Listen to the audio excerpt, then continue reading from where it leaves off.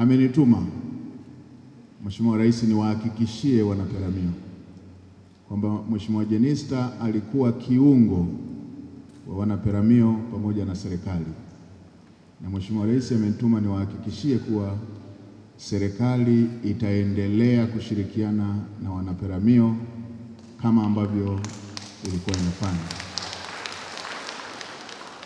Mheshimiwa Jenista alikuwa kiungo cha wanaRuvuma na serikali. Mheshimiwa Rais amenituma niwahakikishie wanaRuvuma wote kwamba serikali itaendelea kushirikiana na mkoa wa Ruvuma na kuendeleza kazi ambayo ilikwisha kufanyika na kazi ambayo ilikuwa mbele yetu, ambayo kama mtakavyokumbuka ndio kwanza dira mpya inaanza kutekelezwa na ndio kwanza ilani mpya inaanza kutekelezwa. Mheshimiwa baba yetu Naibu Askofu Mkuu, Mheshimiwa Jenista alikuwa kiungo kati ya kanisa na serikali. Amefanya kazi hiyo ya mahusiano, amefanya kazi hiyo akiwa serikalini, na kama mnavyokumbuka amefanya kazi hiyo kama ambavyo tumeshuhudiwa juzi kwenye ibada ya Dodoma na leo. Mheshimiwa Rais ametuma niwahakikishie wote kwamba serikali itaendelea kuenzi na kushirikiana na taasisi za dini ili kuweza kuhakikisha kwamba heshima kubwa ambayo Tanzania imekuwa nayo kuhusu umoja wa kitaifa, uhuru wa kuabudu, amani na usalama wa nchi yetu unaendelezwa. Mheshimiwa baba yetu Naibu Askofu, Mheshimiwa Jenista kama ambavyo tumetoka kuelezewa, alikuwa ni mpatanishi. Amefanya kazi hiyo katika nyanja mbalimbali. Akiwa waziri wa nchi amefanya kazi hiyo kubwa pale ambapo palionekana dosari kati ya wafanyakazi na serikali.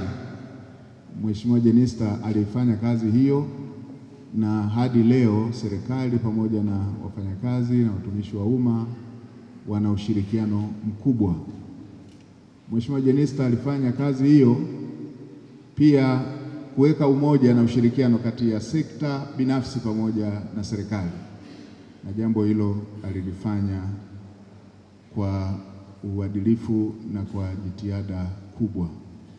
Mheshimiwa baba yetu Naibu Askofu Mkuu, Mheshimiwa Jenista ni mtu aliyeamini kwamba ukimtanguliza Mungu na ukafanya bidii inawezekana. Tumeambiwa hapa na baba yetu anayemfahamu sana jinsi alivyofanya uthubutu wa kugombea jimbo. Huo ni ujasiri aliofanya. Lakini si hiyo tu, amekuwa hivyo pia katika kutekeleza majukumu yake. Mimi nimefanya naye kazi kwa ukaribu zaidi kipindi akiwa mnadhimu wa shughuli za serikali bungeni. Mheshimiwa Jenista ikishawepo kazi kwake kama mnadhimu wa shughuli za serikali, amekuwa akibeba jukumu linaloangukia kila wizara kama la kwake.